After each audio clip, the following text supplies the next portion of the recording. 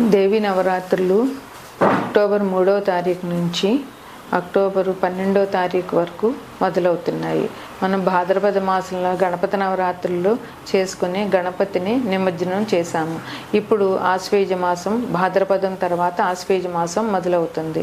ఆశ్వేజ మాసం అక్టోబర్ 3వ తారీఖు నుంచి 12వ తారీఖు వరకు ఉన్నది. అశ్విని నక్షత్రం ఏ పౌర్ణమి రోజు వచ్చిన దాన్ని ఆశ్వేజ మాసం అంటారు. అయితే దేవి నవరాత్రులు నాలుగు నవరాత్రులు వస్తాయి. మొదటగా శ్యామలా నవరాత్రులు, తర్వాత వసంత నవరాత్రులు. వసంత నవరాత్రులు చైత్రశుద్ధ పాడ్యం నుండి శ్రీరామనవమి వరకు ఉంటాయి. తరువాత వారాహి నవరాత్రులు, ఇప్పుడు దేవి నవరాత్రులు. దేవి నవరాత్రులు అంటే అమ్మవారిని పూజ చేయడం. అమ్మవారు లక్ష్మీ, సరస్వతి, త్రిపుర సుందరి, దుర్గాదేవి మూడు అన్నీ కలిపే శక్తి రూపిణి. అమ్మవారు మూడు పేర్లతో లక్ష్మీ, సరస్వతి, పార్వతి అని ఉన్నా కూడా అన్నీ కలిగిన అమ్మవారి అవతారం దుర్గాదేవి, లలితాదేవి. ఏదైనా మనం పిలుచుకోవడంలోనే ఉన్నది. అమ్మవారు ప్రకృతి స్వరూపిణి, శక్తి స్వరూపిణి. అందువల్ల దేవి నవరాత్రులు సాధ్యమైనంత వరకు ప్రతి వారు చేయవలసిందే. మన గణపతిని ఎట్లాగైతే పందిట్లో పెట్టి పూజ చేస్తామో అలాగే దేవిని కూడా పందిట్లో నిలిపి పూజ చేసే ఆచారం ఉంది. ఒక కాలనీ కానీ ఒక ఊరు కానీ అభివృద్ధిలోకి రావాలి అని అంటే అమ్మవారిని మండపంలో నిలబెట్టి పూజ చేయడం వల్ల ఆ కాలనీ కానీ ఆ ఊరు కానీ అభివృద్ధి చెందుతుందని చెప్పవచ్చు.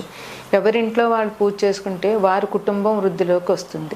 ఇలాగా కాలనీల్లో పూజ చేస్తే ఆ కాలనీ, ఆ ఊరు అభివృద్ధిలోకి వస్తాయి. అంటే ఇది సమాజ శ్రేయస్సు కోరుకునే వారందరూ కూడా ఇలాగా అమ్మవారిని ప్రతిష్ఠ చేసుకుని అమ్మవారి పూజ చేయడం అన్నది చాలా మంచి పద్ధతి. అమ్మవారి 5వ అవతారం లలితా పరమేశ్వరి దేవి, లలితా త్రిపుర సుందరి దేవి. సోమవారం అయింది 7/10/24 పంచమి. పంచమి అంటే లలితా త్రిపుర సుందరి దేవి అవతారం అని చెప్పవచ్చు. లలితా త్రిపుర సుందరి దేవిని కర్కాటక రాశి వారు పూజించాలి. కర్కాటక రాశికి అధిపతి చంద్రుడు. చంద్రుడు కూడా స్త్రీ గ్రహం. చంద్రుడు అమ్మవారిని సూచిస్తాడు. ఎందువలనంటే పౌర్ణమి రోజున తులసి మొక్క దగ్గర కూర్చుని చంద్రుడిని చూస్తూ లలితా సహస్రనామం చదవడం చాలా చాలా మంచిది. ఈ చంద్రుడు స్త్రీలకు సౌభాగ్యాన్ని ఇస్తాడు. అందువల్ల చంద్రుడు లలితా త్రిపుర సుందరి దేవి అవతారాన్ని కర్కాటక రాశి వారు పూజించాలి.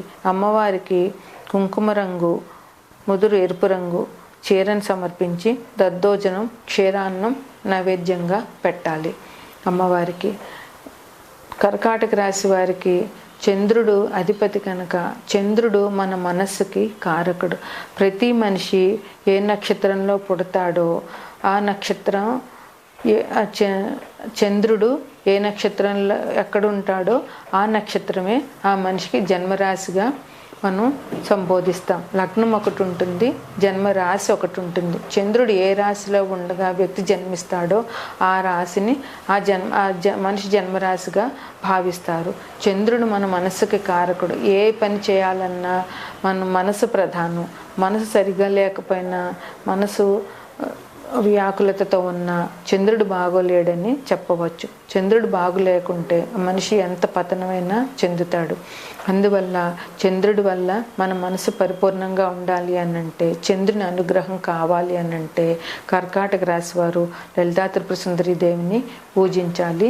చంద్ర అనుగ్రహం లేకపోతే అది వాళ్ళు డిప్రెషన్లోకి వెళ్ళిపోవడం, ఆత్మహత్యలు చేసుకోవడం, లేదా పిచ్చివారైపోవడం, మానసికంగా ఎదగకపోవడం, ఇట్లాంటివన్నీ చంద్రుడు నీచలో ఉంటే జరుగుతాయి.